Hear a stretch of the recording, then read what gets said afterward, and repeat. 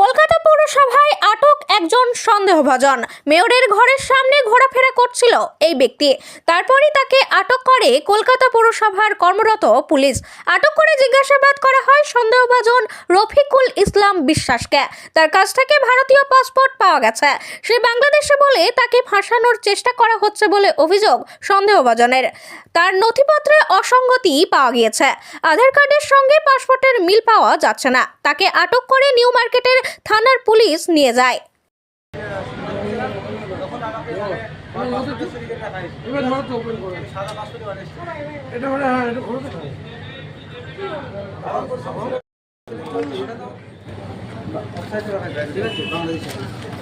কিন্তু আইডিটা পুরো আমার আছে।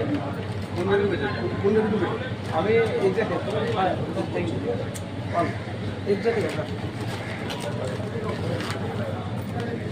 তোমার নাম কি? নাম কি তোমার? রফিকুল ইসলাম বিশ্বাস, ফাদার নেম নিয়ামত বিশ্বাস।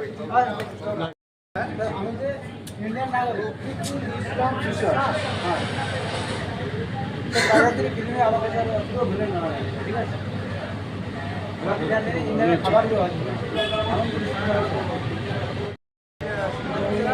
তখন আমাকে সাদা পাসপোর্ট বানিয়েছে। এটা মানে হ্যাঁ, এটা ঘুরে দেখায়।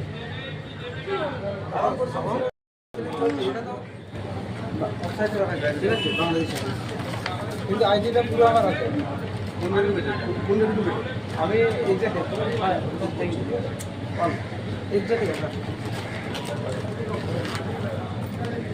তোমার নাম কি? নাম কি তোমার? রফিকুল ইসলাম বিশ্বাস, ফাদার নেম নিয়ামত বিশ্বাস।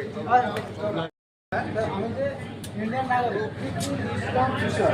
হ্যাঁ, বাইরে থেকে কিনে আমার কাছে পুরো ভুলে না, ঠিক আছে?